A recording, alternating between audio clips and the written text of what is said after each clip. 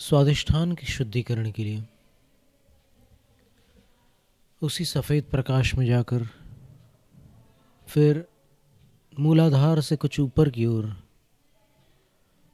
Just अपने नाभि से 3 अंगुल नीचे और बिल्कुल उस मध्य रेखा में जो सिर के बिल्कुल क्राउन एरिया में एकदम टॉप में होती है, वहाँ से एक सीधी रेखा नीचे धरती की ओर जा रही हो, तो उस सीध में नाभि से 3 अंगुल नीचे एक मुट्ठी के बराबर नारंगी रंग का संतरे जैसा चक्र, ऊर्जा केंद्र,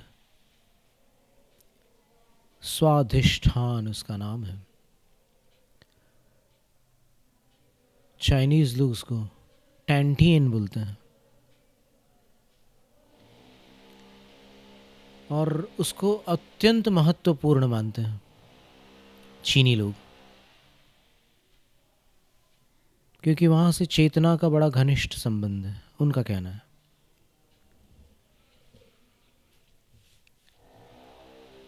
तो उस चक्र पर अभी बाद में ध्यान देना है, पहले तो अपने अंदर वो सफेद प्रकाश भर लिया।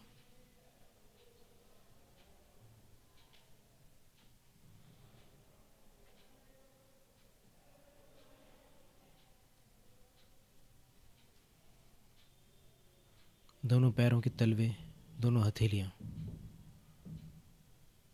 कलाइयां, टखने, एंकल्स,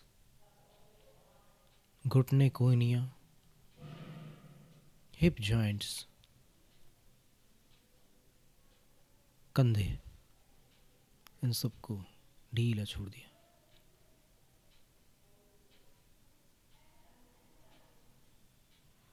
कमर, पीठ, गर्दन सीधी है।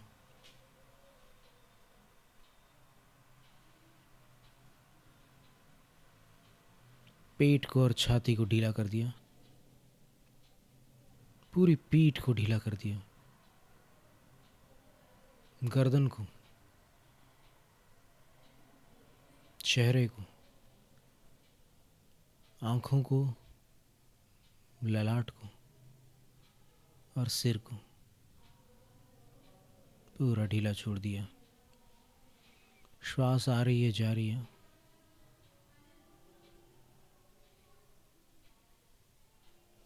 अपन छेड़ नहीं रहे, देख रहे हैं, जैसी चल रही है चल रही है।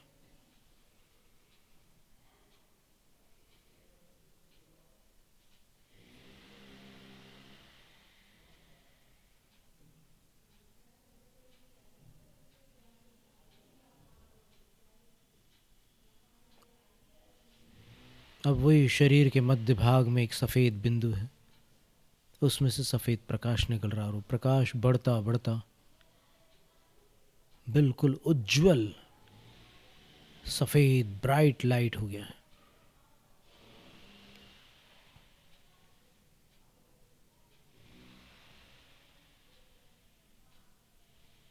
मेरे अंदर पूरा फैल गया है। अब उस द्वितीय चक्र को देखिए,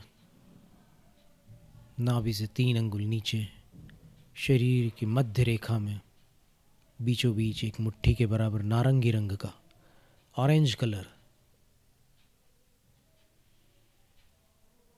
जगमगा रहा है। डॉरिन वर्च्यू का कहना है कि इस चक्र का संबंध अपनी इच्छाओं से, अभिलाषाओं से, कामनाओं से होता है, और अपनी जो एपिटाइट्स होती है, अपनी जो भूख होती है, सिर्फ भोजन की भूख नहीं, अलग अलग तरह की भूख। मैच आ रहा है तो टेलीविज़न देखने की भूख लगती है, चुनाव चल रहे हैं तो समाचार सुनने और देखने की इच्छा होती है, भूख लगती है। इसको तलब भी कह सकते हैं।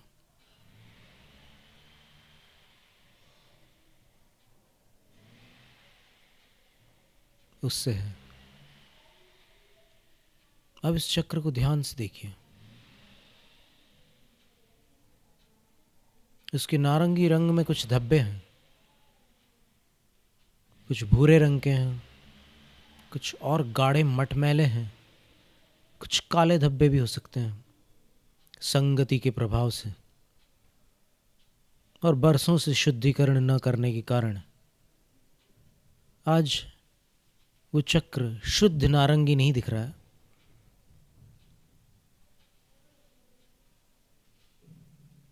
जैसे बहुत दिनों तक घर की सफाई न हो तो घर मैला मैला सा लगता है, वैसे ही उसकी स्थिति है। उसका शुद्धिकरण करने के लिए जितनी आकांक्षाएं, अभिलाषाएं, इच्छाएं, कामनाएं हैं, डिज़ायर्स हैं उनको, और जितनी एपिटाइट्स हैं, जितनी भूख है उनको सबको शुद्धिकरण के लिए उस सफ़ेद प्रकाश के पास भेज दिए और बेफिक्र हो गए, शांत बैठे हुए तमाशा देख रहे हैं।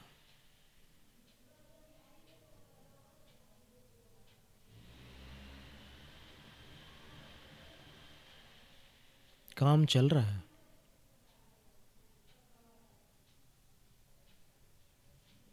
अपन थोड़ा पॉज करके, हॉल्ट करके, एक इंटरवल लेकर रेस्ट कर रहे हैं। अब उस स्वादिष्ठान को देखिए, उस चक्र को देखिए, सैक्रल चक्र, हारा चक्र, स्वादिष्ठान चक्र, साफ सुथरा नारंगी रंग है। उसके नीचे मूलाधार का रंग भी लाल, साफ सुथरा। पिछली बार मूलाधार साफ हो गया था, इस बार स्वादिष्ठान। मूलाधार का भारतीय संगीत में जो राग है वो श्याम कल्याण है।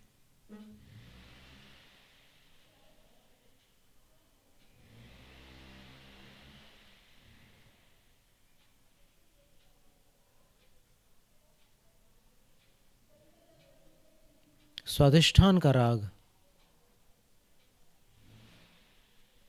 कुछ जानकारों के अनुसार यमन है और कुछ कहते हैं कि यमन कल्याण है।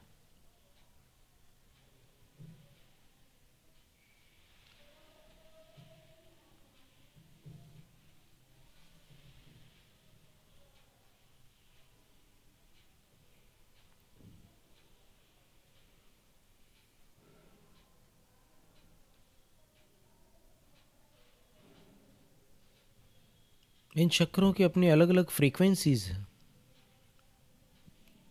स्पंदन की गति अलग अलग है, वाइब्रेशंस है।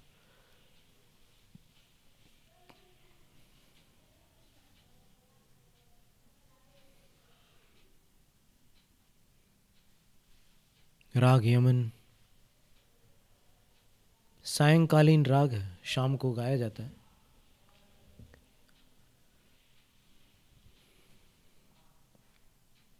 बहुतों का प्रिय राग है।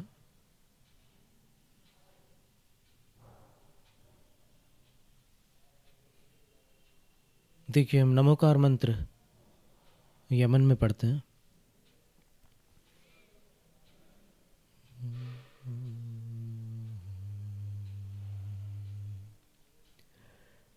नमो अरिहन्ताणं, नमो सिद्धाणं, नमो वार्याणं, नमो उवजायाणं, नमो लोय सौवसाहूणम्।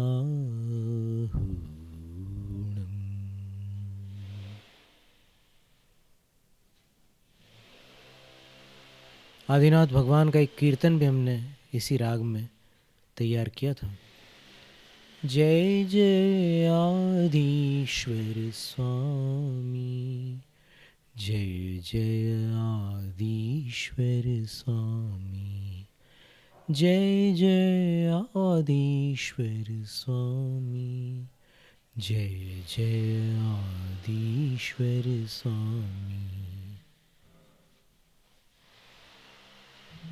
यमन कल्याण में थोड़ा सा फर्क होता है।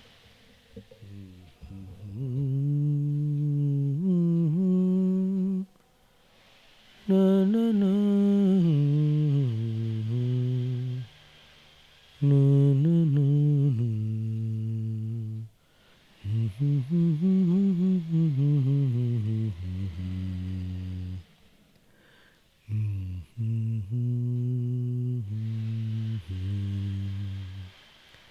थोड़ा अंतर होता है।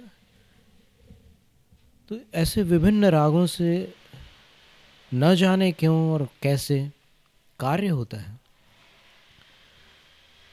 जैसे अलग अलग केमिकल्स को मिक्स कर दो तो ड्रग्स बन जाते हैं, और ड्रग्स में उसका कॉम्बिनेशन कर दो तो फिर उसके अलग असर होने लग जाते हैं। वैसे ही ये सुरों का कॉम्बिनेशन है, स्वरों का मिश्रण है, और इसमें भी कमाल के असर होते हैं। और देखिए, संगीत का असर हमने एक जगह देखा था कि बचपन में जब हम स्कूल में पढ़ते थे, तब एक बार एक गुरुजी थे, संगीत के बहुत बड़े जानकार थे, रविंद्र जैन उनके मित्र थे, संगीतकार रविंद्र जैन। उनका नाम था बिमलेंदु मुखर्जी। तो क्या था, उनका घर बदला तो हम लोग सब बच्चे वहाँ पर देखने गए, खेलने लगे वहाँ के बगीचों में। तो वहाँ अमरूद के पेड़ मिले, तो अमरूद खाए सब बच्चों ने, लेकिन बिल्कुल फीके थे। तो फिर अंकल ने पूछा कि क्यों, क्या कर रहे हो? तो अंकल, बिल्कुल फीके अमरूद है इस नए बगीचे में आपके, ऐसे बोला हम लोगों ने। तो अंकल ने उत्तर दिया कि देखो बेटा, 1 साल बाद देखना ये अमरूद कैसे होते हैं। तो तब तो कुछ एकदम समझ में नहीं आया, पर वाकई 1 साल बाद जब अमरूद खाए तो बिल्कुल उनका स्वाद बदल चुका था, वो बेहद मीठे थे। और फिर उसका एक्सप्लेनेशन ये था कि वो बरामदे में, जहाँ उनके घर का दरवाज़ा था, वहाँ ऐसे बरामदा था और उसके पास में बगीचे में पेड़ लगे हुए थे। तो बरामदे में वो बैठ करके वो सितार बजाते थे, और सितार बजाते बजाते, पता नहीं उनको तो इतना ज्ञान था, इतने विद्वान थे, तो बहुत प्रकार के राग बजाते हैं रहते थे वो। और उसके बाद फिर जो 1 साल का उनने समय दिया था, बाकायदा उनका वादा पूरा हुआ था कि 1 साल बाद वो अमरूद के स्वाद बदल चुके थे। जब एक वनस्पति में इतना असर होता है, तो फिर अपन तो 5 इंद्रियों वाले और मन वाले प्राणी हैं। अपन देखिए, संगीत के 2 प्रकार के उपयोग हो सकते हैं। एक तो आप मौज मस्ती में संगीत का उपयोग करोगे, तो फिर रात भर मस्ती करके फिर थक करके दिन भर सोते रहोगे, या फिर झपकियाँ लोगे, झटके आएंगे आपको, प्रॉपरली आप अपना काम नहीं कर पाओगे। और एक वो होता है कि सही समय पर, जिस राग का जो समय है, उसी समय पर आप ध्यान में बैठकर अथवा भजन कीर्तन आदि में जा कर के, और प्रॉपर मतलब सही दिशा में अगर अपन कार्य करते हैं, तो उसका परिणाम उत्तम होता है। ऐसा नहीं कि आधे रात को आप मालकॉन्स चालू कर दो, ऐसे उटपटांग काम नहीं होता। यह सारे काम व्यवस्थित होते हैं। जिस समय जिस राग को गाया जाता है, उसी समय उस राग को गाने पर उसके असर होते हैं। संगीत सम्राट तानसेन ने जो दीपक राग गाया था, उसका समय चुन करके गाया था।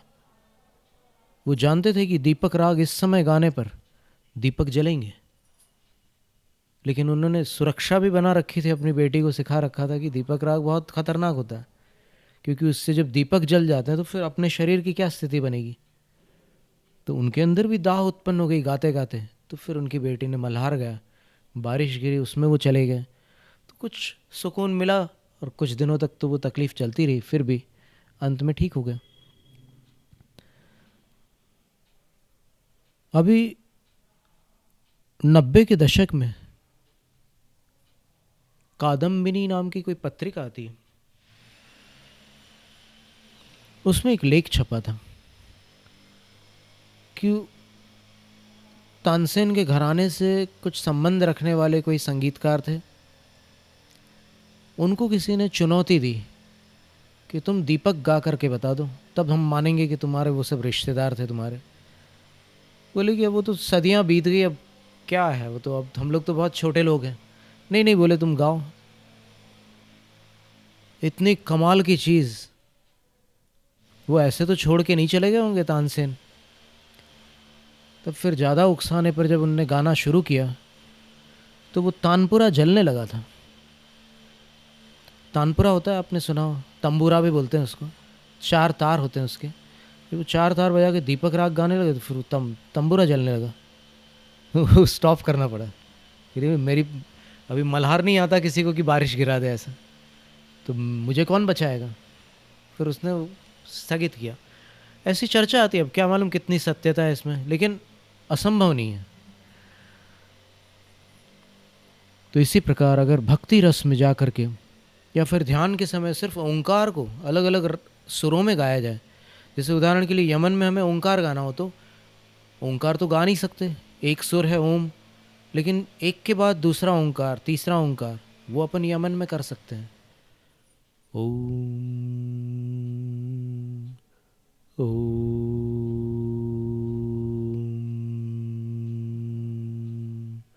ओम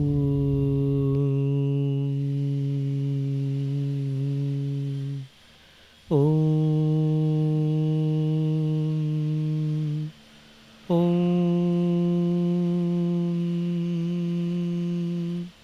ओम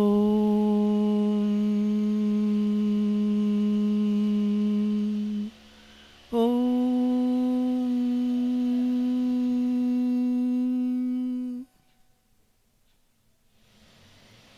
बराबर उसका असर आता है। और साधना के बाद अपने शरीर में भी कुछ परिवर्तन आता है और आवाज़ में, स्वरों में अंतर पड़ता है। शुरू में ओंकार बोलते तो गले से बोलते हैं, फिर ये सिर और गले से दोनों मिला करके बोलते हैं, फिर थोड़ा छाती से आने लगती है आवाज़, फिर साधना की एक उन्नत दशा में नाभि तक से ओंकार की ध्वनि आती है, और उसके बाद फिर अंतिम जो स्थिति आती है, मूलाधार से भी आवाज़ गूंजती है, और फिर शरीर के एक एक कण से वो स्पंदन निकलता है। जो योगी उस अवस्था को प्राप्त कर चुके हैं कि जिनके कण कण से ओम की ध्वनि निकलने लगी है, वो योगी हैं, वो साधक हैं, वो प्रत्याहार को पार कर चुके हैं। धारणा, ध्यान, समाधि में जाने में उनको कोई देर नहीं है। तो इसलिए ये सारे उपाय हैं, इनके माध्यम से अपन अपना शुद्धिकरण कर सकते हैं। अब देखिए, वो जो आकांक्षाएं थी और वो जो भूख थी अपनी, वो श्वेत प्रकाश में जाकर शुद्ध होकर लौट आई। तो अब देखो अपने अंदर कैसा लगता है, क्या चाहते हैं, अपने मन से पूछो, क्या चाहते हो तुम इस जिंदगी में।